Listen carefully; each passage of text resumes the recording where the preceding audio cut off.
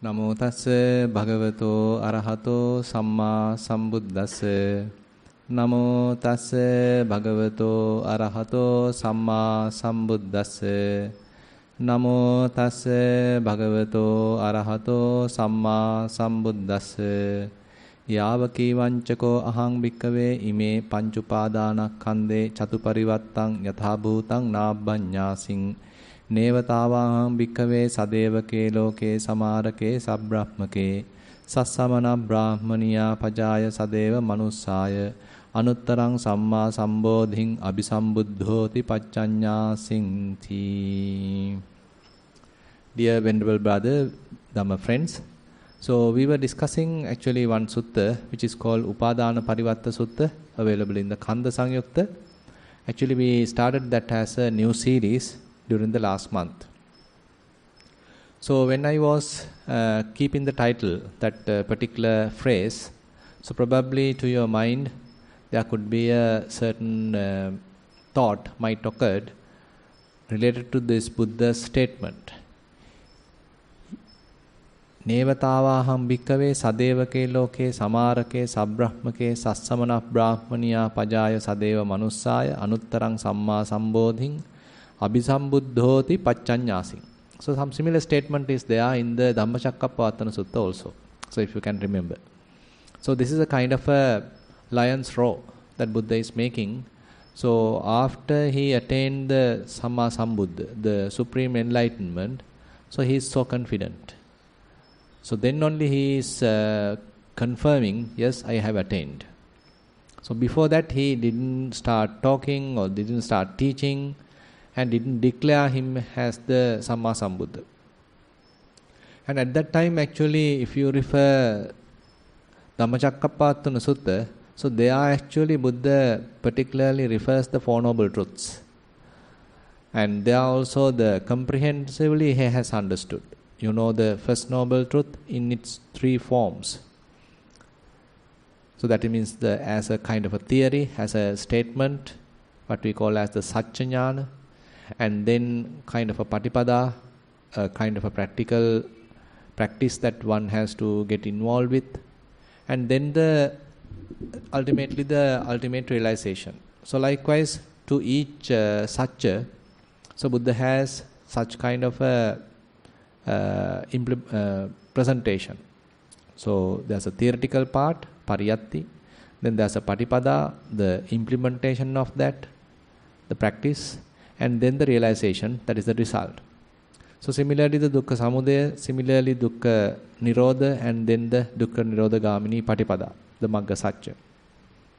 So altogether it comes as 12 forms, and Buddha very much like make a statement, till I comprehensively knew about all these 12, I didn't declare myself as a Samma Sambuddha. So that's the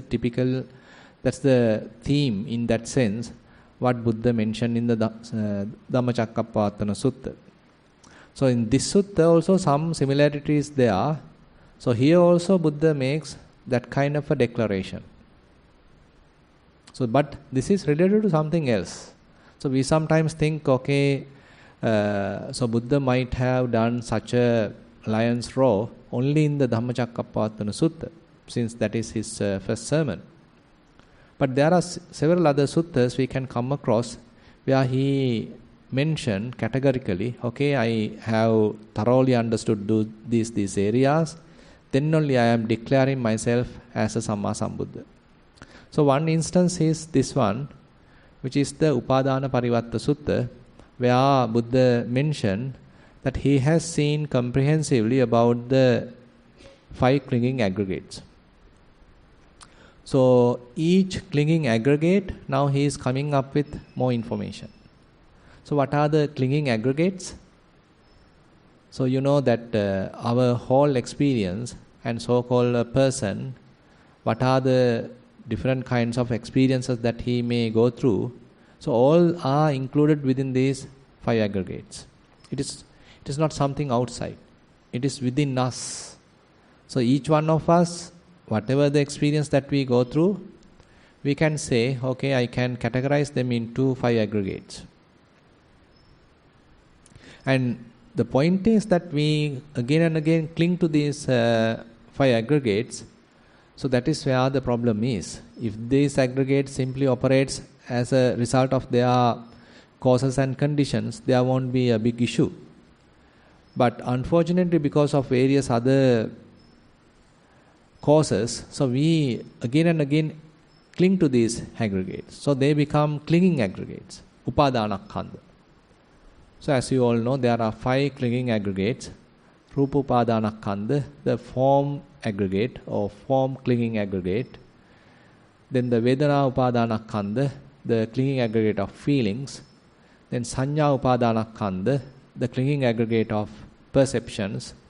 And then the formations Upadana Khanda or Sankhara Upadana Khanda, the formations clinging aggregate. And then the Vijnana Upadana Khanda, the consciousness clinging aggregate. Now, so this is a fairly comprehensive analysis about our whole experience. Each and every experience actually we can categorize into these five aggregates. Say for example, when I am talking to you now and you are hearing the Dhamma, so that sounds and the ears which are involved with all comes under the form aggregate. And all the other supporting physical conditions are coming under the form aggregate. Say this breeze or the comfort, the climate, and all these whatever the physical things comes under the form aggregate. And you may get a kind of a feeling. It may be sometimes equanimous right now. So that part comes under the feeling aggregate. And sometimes you might feel little discomfort because of the setting. You are, say, there could be little painful feelings. So all these things comes under the feeling aggregate. And there are various kinds of signs. So you are recognizing what I am talking through various signs, marks. So the sounds are now decoded into various, say, perceptions, various meanings, and you recognize all these sounds in a previously understood manner, stored manner. So all that comes under the perceptions aggregate. And you had a strong volition. Yes, I am going to listen to the Dhamma. So that is one of the volition. So that comes under the formations aggregate. And again when I am talking, so you do, sometimes you might do kind of a thinking, contemplations, and mind even can get distracted. And again various other thoughts can happen. So that also comes under the formations aggregate, Sankhara Khanda. And then you are seeing me and you are hearing, and the smells can be available, thoughts can happen. So all that comes, that consciousness, cognitive side comes under the consciousness aggregate. So likewise, even a very small activity, we can divide into these five aggregates. By recognizing like this, so you may understand, okay, this is not a person going through this whole experience. Rather, it's a kind of a series of aggregates coming together again and again. So they ultimately give me a wrong notion that I am here, I am listening, I am talking, I am preaching. So something like that is there. So the understanding of five aggregates, therefore, very much like one of the thorough study, investigation that we are trying to do in our practice. Sometimes we didn't even know about it. Say for example, you are doing Vipassana. Say you went to the, say, walking path, and you are simply walking from this end to the other end. And you didn't know that what you are doing. You seem, I am also tending to do it, and there are books available, and others are also doing, so you are also doing. But when you are able to fairly keep your attention onto various sensations, hardness, softness, smoothness, roughness, heaviness, lightness, and say heat, cold, and movements, and all these are actually the manifestations of which aggregate? The form aggregate, the Rupakkanda, manifestation of the form aggregate. So therefore, ultimately we are very much like connected to the form aggregate in a more subtle way.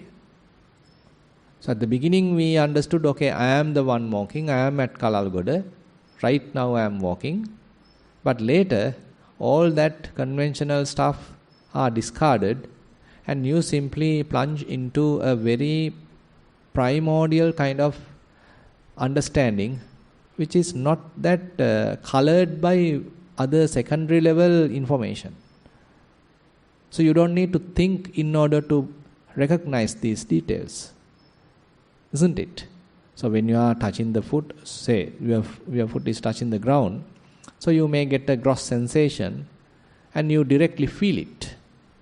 So that direct sensation, direct feeling is quite different from how you imagined about it, how you thought about it. So imagining, thinking, proliferation, and this direct understanding is quite different.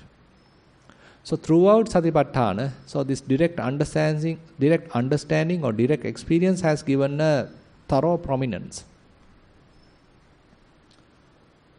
So at the beginning we can't understand what's really going on, but later you may understand, okay, certain sensations are there, certain these what we call as the element characteristics are there, and you know only that at that time. If you are doing it in the perfect way, you know only that. You can recognize how they are changing, how they are arising, how they are passing away. So likewise, you have connected to that language. As Most Venerable Matara Jnanarama Thero properly mentioned, so the yogi has to know the language of the elements. So you are now talking or communicating through that particular language. So you are simply walking, but you can recognize how different languages are communicating with you, how they are coming up, how they are popping up. Now this is very much the beginning of our journey to these aggregates in their very much in their purest form, we can say. Later we can combine all these things together and give a name and add so many other values, and we can make it a huge thing. Then only we get really entangled. But when we are doing our Vipassana practice, so we go to that very deep, subtle, primitive level, so that our understanding become more pure in a way, not colored, not conditioned. Now today we can actually discuss about the second aggregate in a similar fashion, because last time we discussed this form aggregate. Now as you are continuing this kind of a practice, probably your mind now can shift to the feeling tone. So you are observing these different kinds of element characteristics, but later probably your mind can suggest, okay, let me look at feelings. If it is happening naturally, that would be much better, rather than you are jumping to feelings as a kind of a natural evolution. If it happens, that would be much better, like a flower blossoming naturally. So your mind is now understood the element characteristics, yes, but let me make it more simplified. So there are many characteristics, element characteristics, maybe about 11, 12 characteristics are there. So when the mind is carefully observing or investigating them, there could be an internal suggestion coming, okay, let me simplify this whole practice into the feelings. So primarily there are how many feelings, how many categories in a way? There are 3 categories, there are pleasurable feelings, painful feelings, and the equanimous feelings. So can we look at all these different kinds of element characteristics from the elements from the feeling point of view? So there you can say you are getting to a more simplified way of looking at things. So through the Vipassana practice, even though the mind goes deeper, but the understanding is not so complicated. The mind can go deeper and deeper when the understanding is more refined in a way. So now the mind has to only see three categories of feelings, three types of feelings: pleasurable feelings, painful feelings, and equanimous feelings. Now in this sutta, actually Buddha gave a different definition. That's also interesting. So here in this Upadana Parivatta Sutta, actually Buddha first giving a kind of a statement, kind of a theoretical understanding about this, say, form aggregate, feeling aggregate, perceptions aggregate, formations aggregate, and consciousness aggregate. So each aggregate has that its own statement, own definition, and then we are supposed to know that directly. So as I just explained, say form aggregate. So the form aggregate typically represented through these four elements. So that is how the theoretical understanding. And you might even know that there are these different characteristics, hardness, softness, etc., etc. Still the theoretical understanding. But you need to directly know that characteristics. So that is why while walking you are trying to recognize these characteristics directly. So sometimes, the term used is abhanyasing or abhinyaya. So you are using your direct intuitive knowledge to directly know that. Not taken from the borrowed knowledge from books, rather your whole intuitive and say direct knowledge is there to know them. So similarly, Vedana, the feelings also have to be known directly. Not that we are imagining about a particular Vedana, but when we are experiencing particular Vedana, at that moment we should know that. Say while walking, say your foot is touching the ground, so most of the time suppose it is equanimous feeling. So you are recognizing, okay, these are the equanimous feelings. Say you are going through certain painful feelings. As one yogi mentioned, so there are certain discomforts, and as a result of that, sometimes it is painful feeling. So you recognize, okay, this is a painful feeling. And sometimes it could be a pleasurable feeling. Okay, you can know, okay, this is a pleasurable feeling, a happy feeling.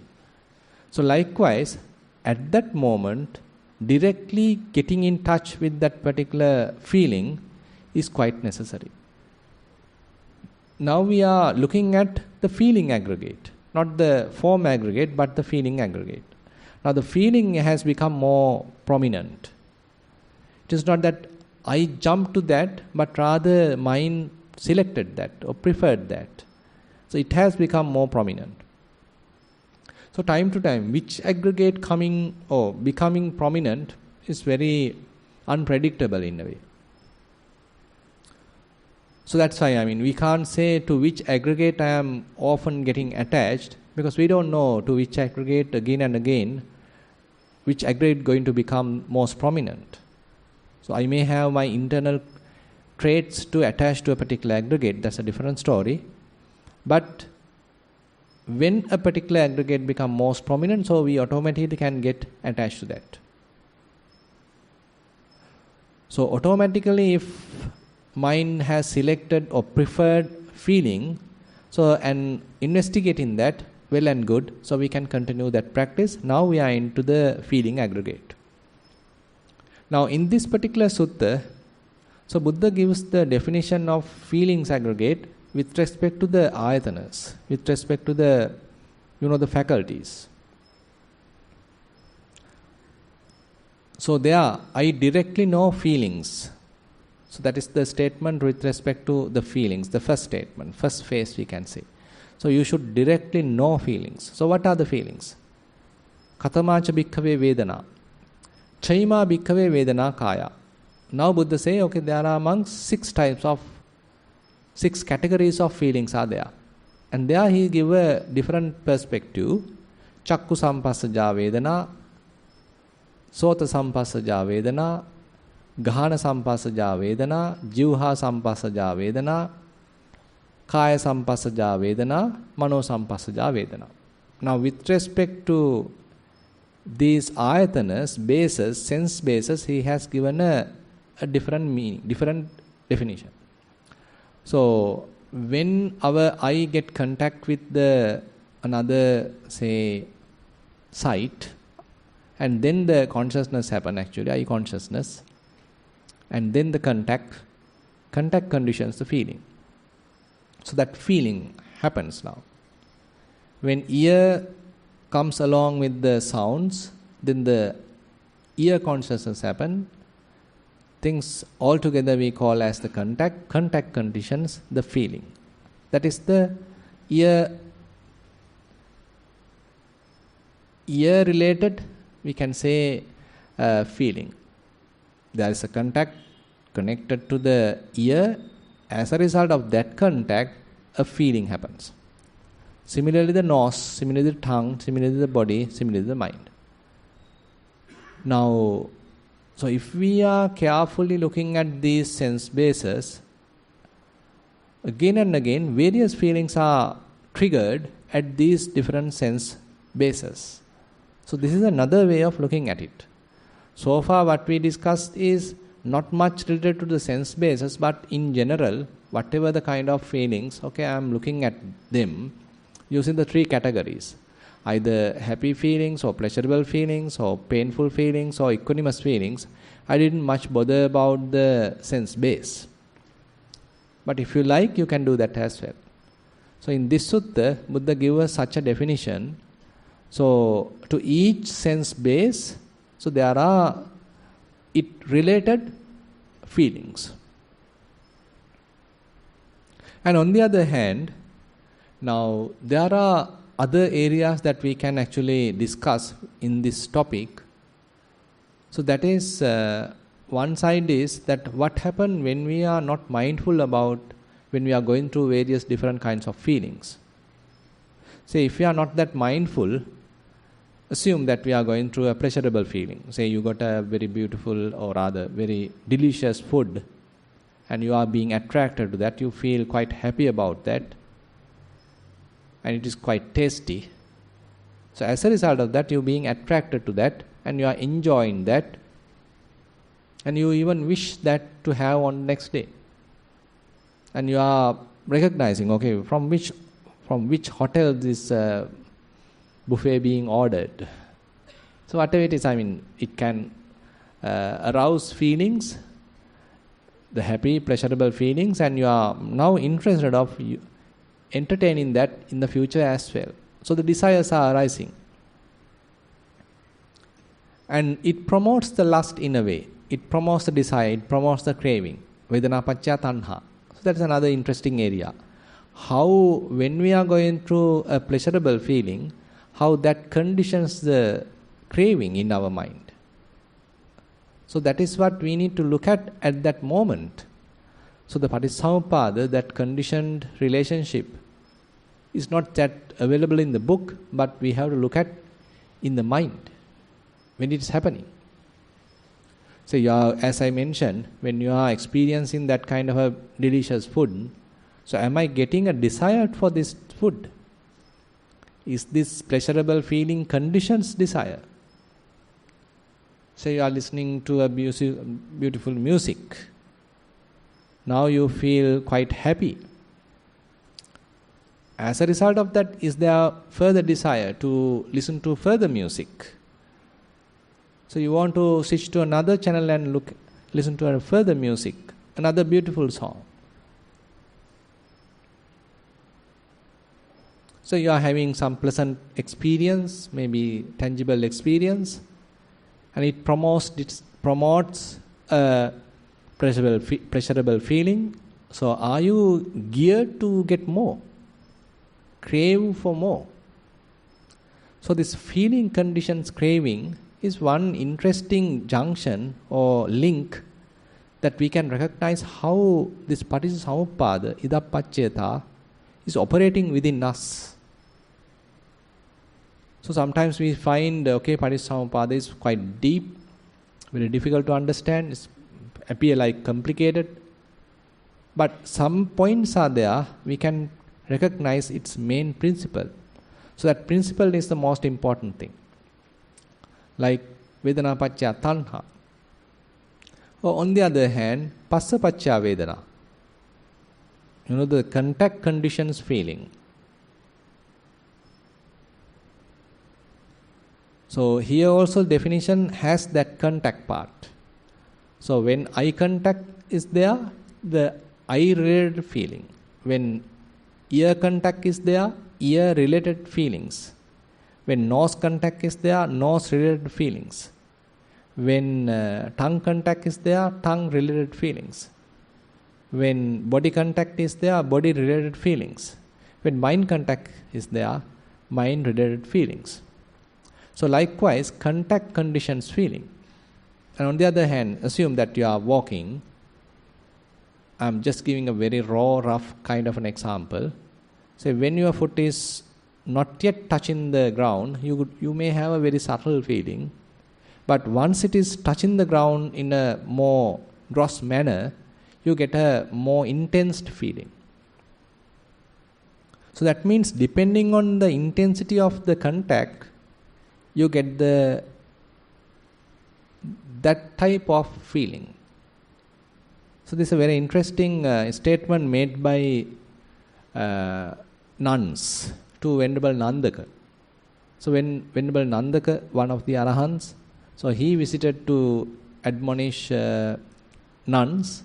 So they beautifully answered, Tajjan tajjang passam paticca tajja tajja vedana upajjati. So according to that particular respective, that particular contact, corresponding feelings are arising. So the tone of the feeling, the taste of the feeling in a way, is completely dependent on the contact, the type of contact, the way of the contact, the taste of the contact. So the contact is fully conditioned in the feeling part. So if we want to have continuous feeling, so we have to produce this continuous contact again and again. If you are unable to provide that contact, then the result, what we call the feeling, also unable to exist. And Buddha give a very easy to understand simile, and he say you are taking two dry sticks and you are rubbing it each other, rubbing, and as a result of that, what happens? Kind of a heat generates, right? So Buddha mentions, so likewise, when the contact happens, the feeling generates. So the contact happens between these two dry sticks, so the heat generates. What happens if you keep them aside? What happens to the generated heat? So it may reduce, it may dissipate, it will disappear. Because why? You didn't continue to contact. You didn't maintain the contact. So likewise, Buddha mentioned, if the feeling to be continued, you need to supply the contact. You need to maintain the contact. You need to continue the contact. Due to some reason, if the contact doesn't happen, then the feeling can't exist. Feeling can't be generated. Continue. So in other terms, what we can say is feeling is completely dependent. So that means it's so vulnerable. So we are attached to certain types of feelings, but we are attached to very vulnerable situation. It depends on so many other conditions. The moment such condition is not available, the resultant feeling not going to exist. So on the other hand, now if we get into the practice now. So in this sutta, so there are 4 phases Buddha mentioned. So to each and every aggregate, so with respect to form aggregate, so what is the form? You should know it directly. So that is the first statement. And what is the origin, the cause of form? That is the nutriment, and you should know directly. That's the second statement. Then what is the cessation of the form? So that is the cessation of the nutriment, and you should know directly. And then the fourth one, that is what is the path leading to the cessation of the form. So that is the Noble Eightfold Path, and you should know directly. So that is with respect to the form aggregate. So similarly to the feeling aggregate, also Buddha replies or repeats, I directly know the feelings. So we should be able to directly know the feelings. Different categories. Vedanang Abhanyasing. And we should know the categories as a theoretical understanding first, and whenever we are going through them, at that moment we should know immediately, at that moment, directly know that. And then its origin. So what's its origin? The origin of the feelings, what it is? Contact. That's what we just discussed, right? Contact conditions, feelings. So the contact. So Buddha say, okay, this is the cause, this is the origin. Vedana samudaya, abhanyasing. So we are knowing the cause of feelings through direct knowledge. It is not through a book, it is not just by hearing, but directly, while going through, while walking, while sitting, while experiencing a particular feeling. So if we look back, how it has happened, how it has conditioned, what is the closest reason. So that is where you may come across the answer as the contact. Then how the feeling going to be ceased? When we can't provide the contact, isn't it? So when contact does not exist, cannot continue, the feeling also can't continue. It also ceases.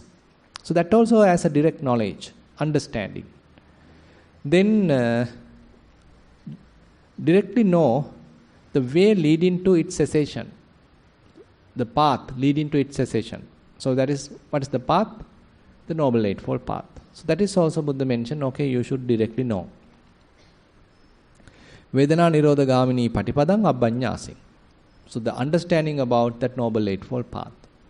Now if we put this into, say, the Satipatthana practice, so assume that you are doing Vedananupassana. Now you are recognizing different kinds of feelings. So you can recognize pleasurable feelings, you can recognize painful feelings, you can recognize equanimous feelings. So previously couldn't you recognize them? Suppose that you are not practicing. Before that, were you able to recognize those feelings? You may, but typically you get identified with them, isn't it? If there are pleasurable feelings, you like that. I am the one experiencing it. I am the most luckiest person because I am having all these different pleasurable feelings. So I want it. So I am growing more and more craving. So that is the approach typically we had. Say the painful feelings, oh, what's happening to me? I mean, everyone else is going through a blissful state. Why it happened to me? Why poor me? Everything happened to me. Me. So I am going against that suffering, that painful feeling. So you have a kind of a rejection. You are developing kind of a hate. So the patika anusaya. So the kind of a trait is developing, and you are crying, you are hating it. You are asking why it happened to me, why not others.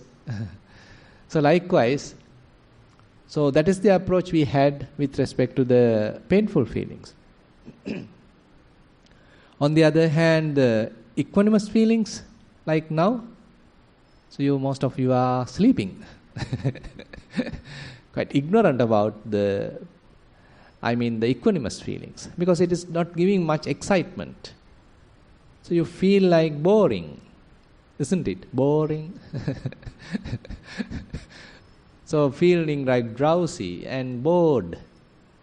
Equanimous feelings, ignorant about the equanimous feelings. So that equanimous feelings in that sense promotes kind of an avijja, ignorance. So we are not aware of them. We are ignorant about the equanimous feelings. So that was the approach that we had. But now, as a result of the practice, say you are trying to develop mindfulness, You are trying to focus your attention onto different phenomena. Now you are able to recognize different categories of feelings. Say when a pleasurable feeling happens, you are capable of keeping your attention onto that pleasurable feeling and investigate that. Are you being attracted to that? Then suppose painful feeling happens. So you are keeping your attention to that painful feeling and you are investigating that. Are you being repelled from that painful feeling? Now suppose that there is a equanimous feeling happen and you are keeping your attention onto that equanimous feeling. Are you feeling drowsy? Are you feeling sleepy by investigating that?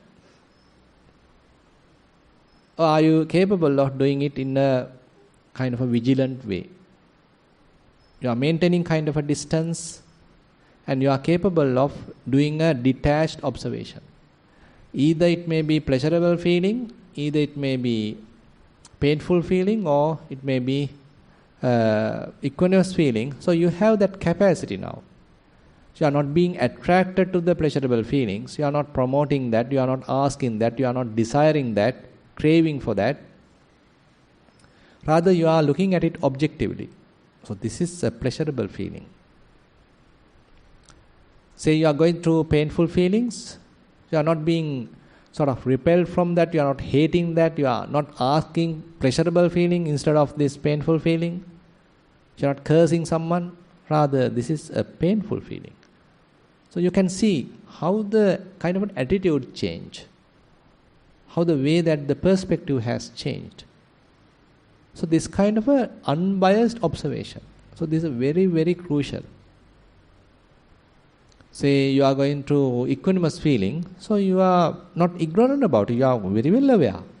So as I just mentioned, say while walking, previously assume that you watched or investigated them as element characteristics, but you thought of switching it to feelings. So most of the time feelings may be equanimous, but you know them. Okay, these are equanimous feelings, but you are fully aware of it. You don't feel bored about it. So you are investigating how these equanimous feelings are. So likewise, so you can now have the capacity to look at feelings as feelings, keeping them at their proper place, looking at them objectively, without having any defilements in the mind.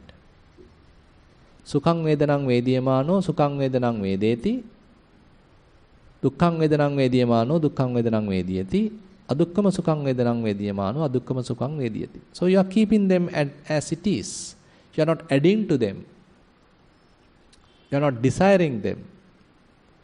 So your mind is very much in an equanimous state in a way, very attentive, have a little bit of curiosity, very silent. So silent observation is going on and you are capable of looking at various different kinds of feelings as they are, as they truly are.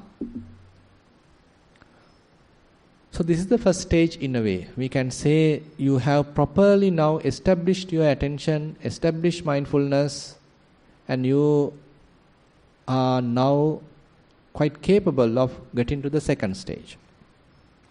And you are continuing the second stage, that is the investigation part, Satipatthana Bhavana part. So the investigation state helps you to understand their true nature. So how this pleasurable feeling is there, how this painful feeling, how it is behaving, how this equanimous feeling, how they are behaving. So at the beginning you don't get much information, much detail. So you may have a kind of an idea, okay, there's a pleasurable feeling, it's available there, it's still there, okay, now it has gone. It took about 5 minutes to disappear. So now there's a pain, so I am just observing that, I am maintaining fair amount of patience, I am not detached, or rather I am not repelled from that. My mind clarity, the evenness of the mind is available, but it's a painful feeling. Now it disappeared. It lasted around, say, 7 minutes. Now suppose there's a equanimous feeling. So I am Observing that, I am not feel bored about it. It's an equanimous feelings. I am attentively looking at it. Now it disappeared. It took about 10 minutes. So it's kind of very, say, early kind of experience that you get. Later, suppose that you are continuing this practice again and again. A new pleasurable feelings are arising, new painful feelings are arising, new equanimous feelings are arising. Again and again you are paying your attention to them. You are closely examining now. So as a result of this examination, your sharpness of the mindfulness is growing. So your sharpness of aiming your attention onto a particular place is growing. Now your attention is very precise. As a result of that, what happens? Now at another stage you might feel, okay, it is not a single pleasurable feeling. It is not a single painful feeling. It is not a single equanimous feeling, but it has a combination of so many feelings. It's a group of feelings. Its resultant you felt as a pleasurable feeling, but it consists of so many series of, say, equanimous feelings, so pleasurable feelings. It's not a single pleasurable feeling. It has many pleasurable feelings. It is not a single painful feeling. It has a many painful feelings. It is not a single equanimous feeling. It has many equanimous feelings. So now you are getting to another perspective, another kind of an understanding. So they are not single. They are not compact, but they are a group. So this rasi sanya. So they are a group. Now we are breaking feelings into pieces in a way. Actually, during our previous discussion, one yogi has mentioned, so his whole body has now broken into pieces. So that means the form aggregate, you are capable of looking at it, and it has broken into small, small pieces. So that's another way of understanding. Now here, in the feelings aggregate, when you are closely examining them, so you also get that kind of a understanding. Okay, now feelings are broken into little feelings. They are not feelings existing for long time, but they are very vulnerable. They are very transient. They quickly come and go, quickly arise and pass away, quickly arise and pass away. Now we are getting another level of understanding. Samude dhammanupassīvā vedanāsu vihirati. Vaya dhammanupassīvā vedanāsu vihirati. Samude vaya dhammanupassīvā vedanāsu vihirati. So we can see how our understanding is deepening in a way. Previously we had one level of understanding, but now we are going to a more deeper type of understanding. And all this information in a way, that now feelings are providing us fair amount of wisdom. So we are trying to understand their true nature, and they are giving more and more information about themselves. It is not I conditioning myself, telling that feelings are impermanent, but they themselves are showing their true nature. Their true impermanent nature, they are showing. Their true unsatisfactory nature, they themselves are showing. And their non-self nature, themselves showing in a way. I am just a silent observer. So you are simply a silent observer. You are not manipulating them. You are not manipulating the experience. You are not putting your stuff into the experience. So you are a very unbiased observer. That's it. So if you are going through like this, now we can come to another level of understanding. So Buddha mentioned Vedana bubbulupama. So these Vedana, the feelings are like bursting of water bubbles. So the very beautiful simile, the common simile that Buddha gives is that suppose the water droplets drop into, the raindrops being dropped into a water surface, a droplet may happen. But it bursts quickly. Another droplet jumps or touches, a droplet happens, a bubble happens, it breaks, bursts. So likewise, if it happens continuously for some time, you can see it's everywhere water bubbles, air bubbles, quickly bursting. Similarly, if you are keeping very close attention to a particular area where a particular feeling is available, probably you might get this kind of an understanding. So this is a kind of a parallel simile that Buddha is giving. So you can get some close understanding in that line. Different feelings are there. They are quickly arising and passing away, quickly bursting. Now probably you can come to another level of understanding. Now you can't even recognize which kind of feeling it is. So is it a pleasurable feeling? Is it a painful feeling? Is it a equanimous feeling? You can't even give it a name. You can't even add a label. So they are so refined, so quick. And you are simply noticing them, that's it. You can't do anything else other than that. So likewise we can see in the Vedananupassana practice, so we are going through different stages. At the beginning, first of all, we need to properly put our attention onto various feelings. So we should be capable of doing that. Because we don't know the next feeling would arise at a particular place. That's unpredictable. And our capacity should be available to quickly locate our attention to the next feeling. And once there, so you should be capable to thoroughly investigate that. Keep your attention firmly on that without being distracted. So that's why the samadhi is important.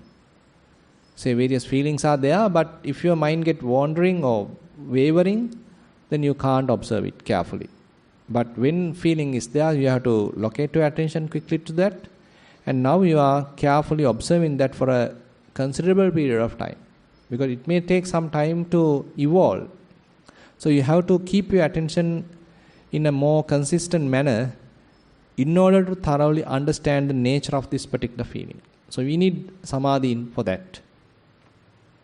And clear comprehension for that in order to see the details. Very much similar fashion that we are going through. Now if you consider the form aggregate, say Dhatu Manasikara, elements meditation, and the feeling aggregate, Vedananupassana, has fair similarities available. In the form aggregate also, you are carefully observing different characteristics. To the level of your sharpness of the mindfulness, you are capable of getting more and more subtle details. Here also, depending on your sharpness of the mindfulness concentration, you may be able to recognize more subtle details.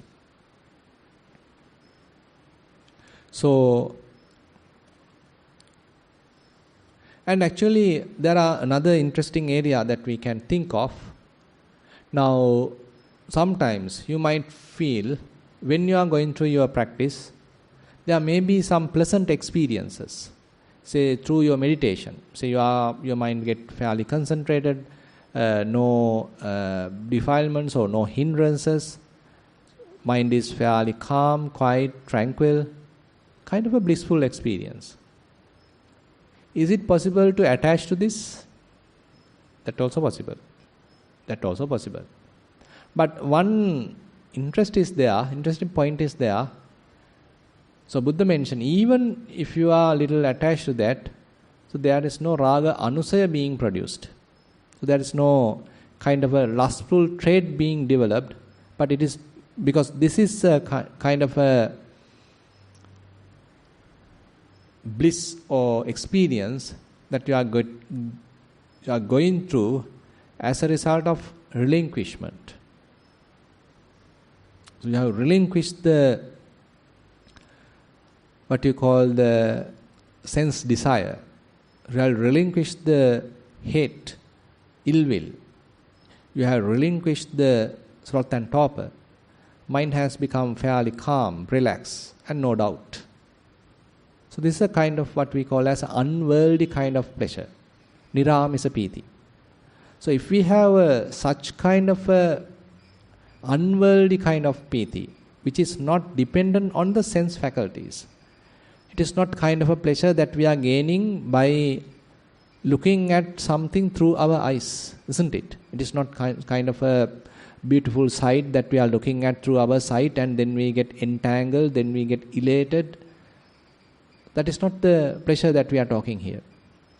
It is not that kind of a pleasure that you are gaining by listening to some beautiful music through your ears, and this is not the pleasure that we are gaining. It is not the kind of a tasty food that you are enjoying, and that is not the pleasure that we are talking here.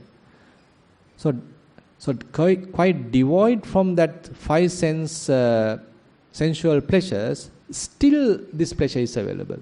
So you can see the difference in a way. So this meditative experience is quite available only when the sensual desires are at least subsided, isn't it? The Kamachanda has to be subsided in order for you to have this unworldly kind of pleasure. It may even be from the samatha practice, doesn't matter. Maybe even from the Vipassana practice, doesn't matter. But the sensual desire has to be subsided.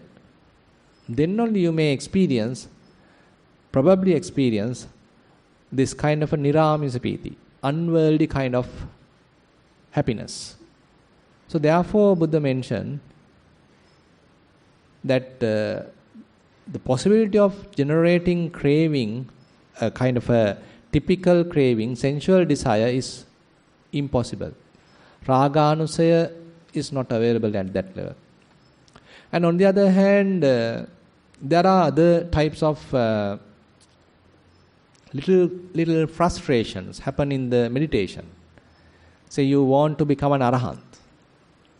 Are you an arahant? So I am also not. But we are desiring, isn't it? So still I am practicing. I am coming to Kalalgoda so many years. See, I am still not an arahant. So there could be a little bit of, frustration, a little bit of, You are expecting some sort of, some form of more sublime form of happiness, but still I couldn't achieve it. But that sublime form of achievement is also not worldly kind of achievement, isn't it? So if I am desiring to become a Sotapanni, if I am desiring to become a Sakadagami, desiring to become an Anagami, desiring to become a Arahant, so they are not kind of a mundane kind of achievements. So they are supramundane kind of achievements. But since we are not yet able to achieve that, still there could be a little frustration developing within us. Sometimes we call it as nekkammasita domanassa. Kind of a little despair happens because of the renunciative type of endeavor. This is a renunciative type of endeavor is there, but not yet able to achieve. Nekkammasita domanassa.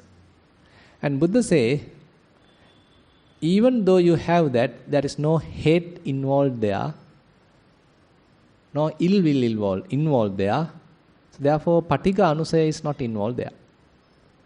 So therefore, this is a subtle form of little discomfort happen in the mind, but it's not kind of a hateful type of discomfort.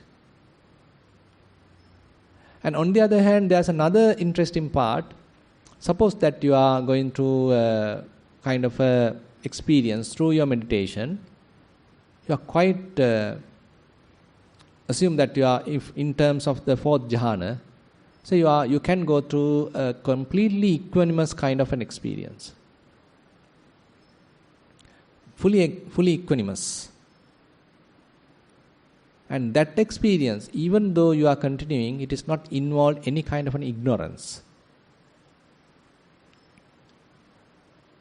And similarly, say you are going through some meditative experience with respect to Vipassana, if it is equanimous, still ignorance is not available. So likewise, so certain areas are there when we are talking these feelings. It is not that all the pleasurable feelings produce craving, isn't it? It's not that all the pleasurable feelings produce desire or lust. But mostly the worldly kind of sensuality related pleasurable feelings can produce lust, the greed, desires, craving. On the other hand, worldly kind of painful feelings can produce hate, ill will. And worldly kind of ignorant kind of equanimous feelings can further promote ignorance. And on the other hand, another area is there. Now, did Buddha ask us to avoid all the pleasurable feelings? Did he ask us to avoid all the painful feelings?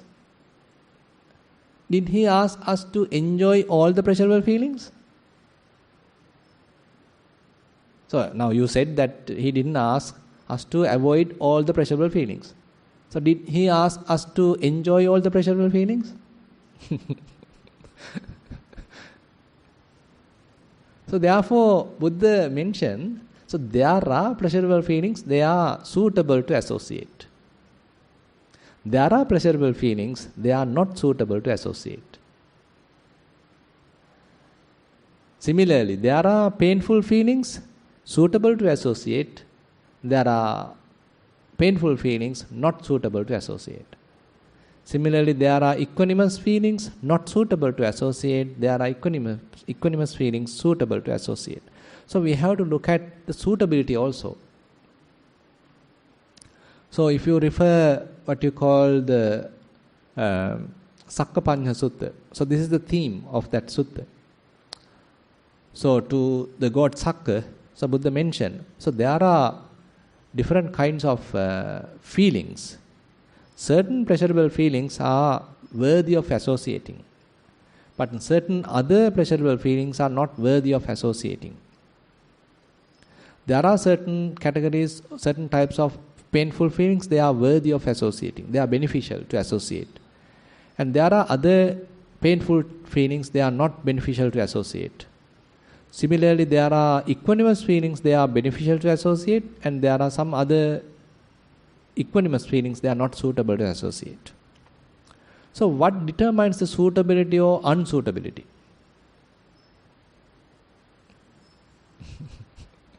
So that is where Buddha mentioned, so assume that when you are continuing a kind of a pleasurable feeling, if it is producing more and more wholesomeness within our mind, then are we going to continue that or stop? And Buddha say, okay, you can continue. Because the wholesomeness is growing. The more and more kusala, the wholesome side is growing. On the other hand, when you are continuing any kind of a pleasurable feeling, but your mind become more crowded, you feel more kind of agitated, but it's a pleasurable feeling, by the way. So you better stop that. Because the unwholesome side is growing.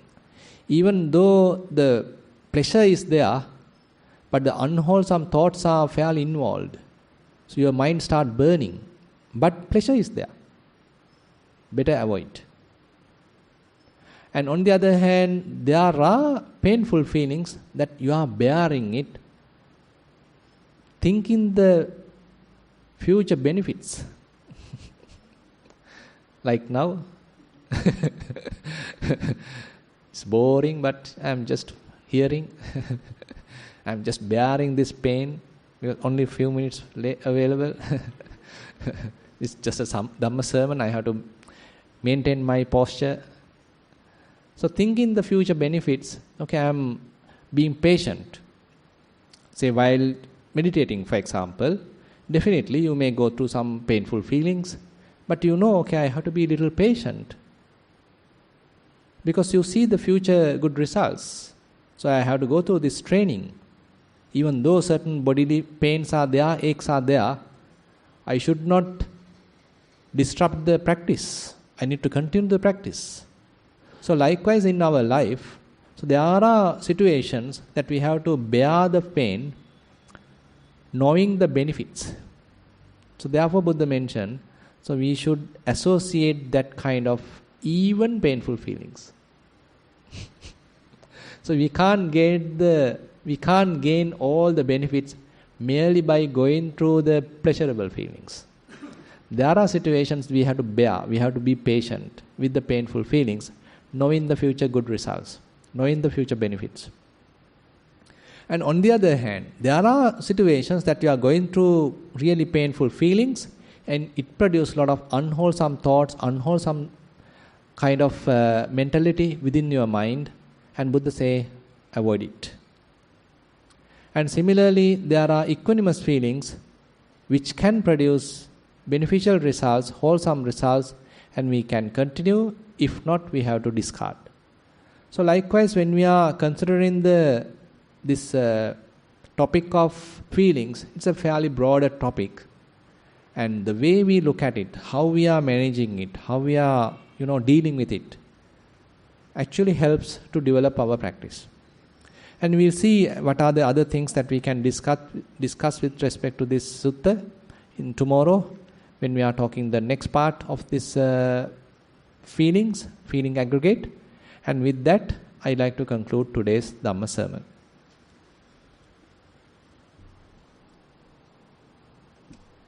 So today, 9th June, today lunch dana was offered by Padma Fernandu and her sister Yasanta. And then second wishing Janith Lianage, that is Dinesha's son, and Sharani a happy wedded life and all the very best on their future endeavors. And so that's all for today, and we have spent fair amount of time in practicing and again listening to Dhamma sermon and participated in the Dhamma discussion, and all the merits what we have accumulated, we share with all the past relatives. We share these merits with all the celestial beings and whoever in need of merits. And we wish these merits help us also to attain path, fruition, Nibbana. While keeping these good wishes in our mind, let's recite the traditional verses. Ettavata hehi sambatang punya sampadang sabbe deva anumodantu sabba sampatti siddhiya. Ettavata hehi sambatang punya sampadang sabbe bhuta anumodantu sabba sampatti siddhiya. Ettavata hehi sambatang punya sampadang sabbe satta anumodantu sabba sampatti siddhiya. Akasatta ca bummatta devanaga mahiddika punyantang anumoditva chirang rakkantu sasanang. Akasatta ca bummatta devanaga mahiddika punyantang anumoditva chirang rakkantu desanang. Akasatta ca bummatta devanaga mahiddika punyantang anumoditva chirang rakkantu mamparang. Idang vo ñātīnaṃ hotu sukita hontu ñātayo. Idang vo ñātīnaṃ hotu sukita hontu ñātayo. Idang vo ñātīnaṃ hotu sukita hontu ñātayo.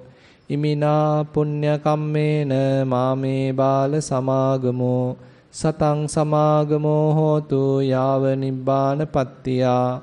Imina punya kammena māme bāla samāgamo satang samāgamo hotu yāva nibbāna pattiyā.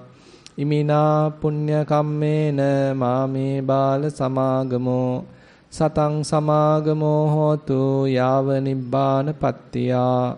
Sadhu, sadhu, sadhu.